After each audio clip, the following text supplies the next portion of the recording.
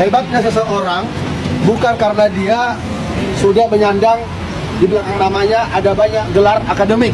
Gelar itu dia dapat berdasarkan teori di mana dia menjalankan akademiknya berdasarkan SKS. Katakanlah untuk seorang sarjana hukum, dia harus lulus pada semester demi semester dan dia menjadi seorang wisudawan, wisudawati sarjana hukum karena dia sudah membuat skripsi dan dinyatakan lulus.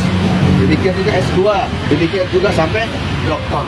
Namun dalam ilmu hukum bukanlah teori semata, melainkan juga adalah perpaduan antara ilmu hukum dengan praktek hukum, lalu disertai dengan pengamat-amatan pada apa dia berjumpa, apa yang dimaksud dengan menghadap kepolisian, lalu apa yang hendak diperjuangkan oleh seorang advokat, praktisi hukum, asisten advokat. Namun apabila dia tidak belajar ilmu jiwa, tidak belajar tentang tabiat, tidak belajar tentang apa itu atensi, apalagi di kepolisian banyak atensi, ya kan?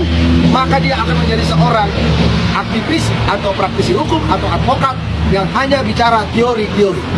Saya sudah ke Denpasar, Bali. Ketika saya ada di sana dengan aktivis, dengan praktisi, dengan advokat, kami jumpa dengan perwira, dia bicara teori kepada saya.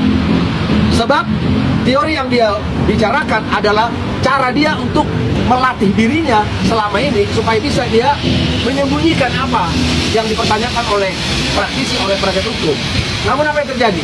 Indonesia sudah banyak mengetahui, yaitu dunia sosial, ada seruan dari Ketua Umum Persikatan Nasional dan seruan daripada pengacara mantan klien bahwa advokat yang sudah menanyakan terkait dengan salinan putusan BAP yang seharusnya diberikan cepat tapi lambat, pertanda bahwa oknum-oknum tersebut tidaklah sesuai dengan prosedur hukum.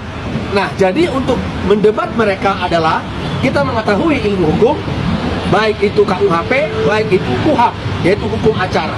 Namun apabila kita tidak menguasai perhelatan di praktek hukum di kepolisian, di kejaksaan, bahkan di argumen pembelaan di pengadilan, maka kita akanlah menjadi orang yang gagal. Tapi syukur alhamdulillah, puji Tuhan, kita selalu bravo, sukses, baik pidana dan perdata. Ada banyak perkara hukum banding, kasasi dan PK kita menangkan.